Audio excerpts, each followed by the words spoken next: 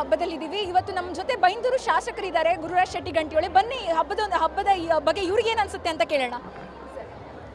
ನಮ್ಮ ಭಾಷೆ, ನಮ್ಮ ಸಂಸ್ಕೃತಿ, ನಮ್ಮ ಊರಿನ ಬಗ್ಗೆ ವಿಪರೀತವಾದ ಅಭಿಮಾನ ಇಟ್ಕೊಂಡಂಥ ಜನರು ನಾವೆಲ್ಲ.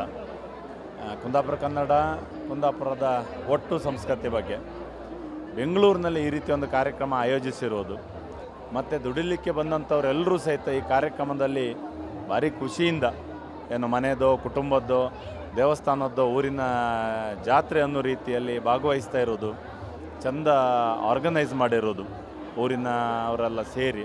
ಸೊ ಇದೊಂದು ಭಾರಿ ಸಂಭ್ರಮನೇ ಆಗಿಬಿಟ್ಟಿದೆ. ಭಾರಿ ಚಂದ ಕಾರ್ಯಕ್ರಮ ಆಗಿದೆ.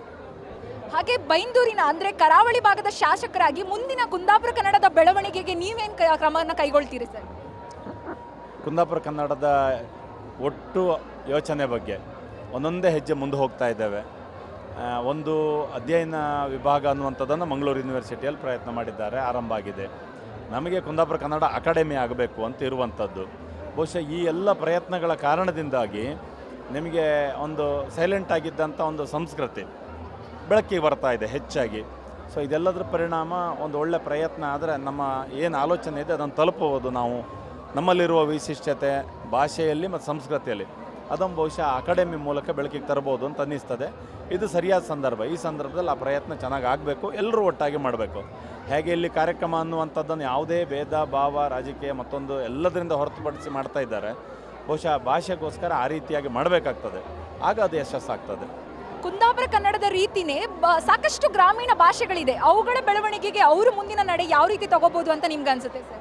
ನಿಮಗೆ ಯಾವುದೇ ಮಾತೃಭಾಷೆ, ಒಟ್ಟು ಕನ್ನಡ, ಬಟ್ ಪ್ರಾದೇಶಿಕವಾಗಿ ನಾವು ಕುಂದಾಪುರ ಕನ್ನಡ. ಮಾತೃಭಾಷೆಯ ಬಗ್ಗೆ ಹಿರಿಮೆ ಅನ್ನುವಂಥದ್ದು ಕೆಲವೊಮ್ಮೆ ಕೀಳರಿಮೆ ಇರ್ತದೆ. ನಿಮಗೆ ಅದನ್ನೆಲ್ಲ ಮಾತಾಡಬಾರ್ದು ಹೊರಗೆ ಬಂದ ಮೇಲೆ ಅಂತ ಒಂದಷ್ಟು ಸಮಯದ ಹಿಂದೆ ಇತ್ತು. ಈಗ ಹಾಗಲ್ಲ. ನೀವು 1000 ಜನ ಇದ್ದರು, ಇಬ್ಬರು ಕುಂದಾಪುರದವ್ರು ಸಿಕ್ಕಿದ್ರೆ ಉಂಡ್ರಿ ಅಂದೇಳಿ ಹೇಳಿ ಕೇಳಿ ಶುರು ಮಾಡ್ತಾರೆ. ಒಂದು ಹೆಮ್ಮೆ ಇದೆ. ಸೊ ನಮ್ಮ ಮಾತೃಭಾಷೆ ಬಗ್ಗೆ ನಾವು ಹೆಮ್ಮೆ ಬೆಳೆಸ್ಕೊಳ್ಳೋದು ಮತ್ತು ಅದ್ರ ಬಗ್ಗೆ ಜಾಗೃತಿಯನ್ನು ಮಕ್ಕಳಿಗೆ ಕಲಿಸೋದು, ನೆಕ್ಸ್ಟ್ ಜನ್ರೇಷನಿಗೆ. ಬಹುಶಃ ಇದೇ ಎಲ್ಲ ಭಾಷೆಗಳಿಗೂ ಬೆಳವಣಿಗೆ. ಮೊದಲು ನಾವು ಅದನ್ನು ಹೆಮ್ಮೆಯಿಂದ ಹೇಳಬೇಕು.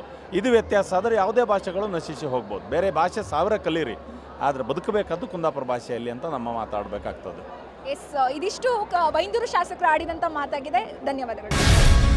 ಗ್ಯಾರಂಟಿ ನ್ಯೂಸ್, ಸುದ್ದಿ ಖಚಿತ, ನ್ಯಾಯ ನಿಶ್ಚಿತ.